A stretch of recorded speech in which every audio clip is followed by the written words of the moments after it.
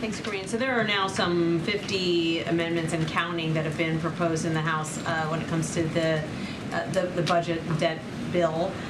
Is the White House position that this bill needs to pass as is? Are you open to some amendments depending on what they are? So look, what I can say is we have a short limited of time here, as we know from the Treasury's letter on when default can happen, which is June 5th. With the budget agreement, we've been very clear. We think this is a bipartisan, reasonable budget agreement that the two sides certainly have come together, and that clearly Speaker McCarthy supports and the President support.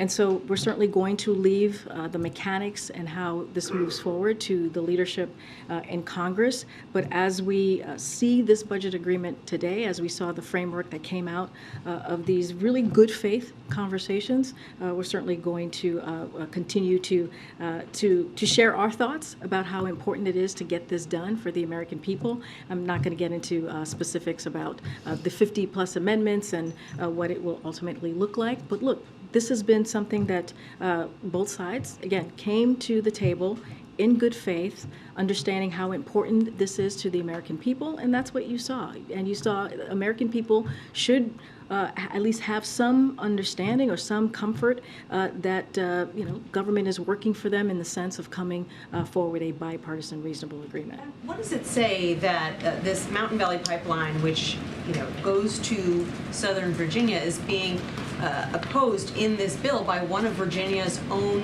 senators, who says this shouldn't happen, at least not this way?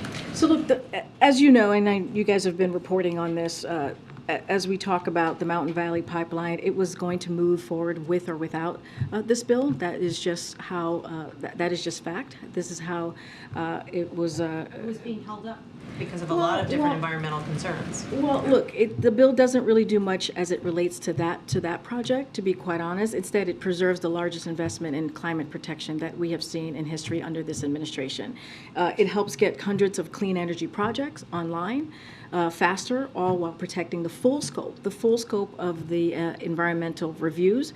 And so, look, we believe a bipartisan compromise that congressional Democrats can be proud of, and also will accelerate on those clean energy promises. Look, again, when you look at this bipartisan, reasonable budget agreement, and we have talked about negotiation, I've said this many times from here, and certainly Director Young said it when she was here moments ago, it's not going to be perfect. Not everyone gets what they want, and that's what negotiation looks like. This is a divided government, as we all know. And so, look, this is really important to the American people. We have to get this done. We have to make sure that we get to the other side of these conversations.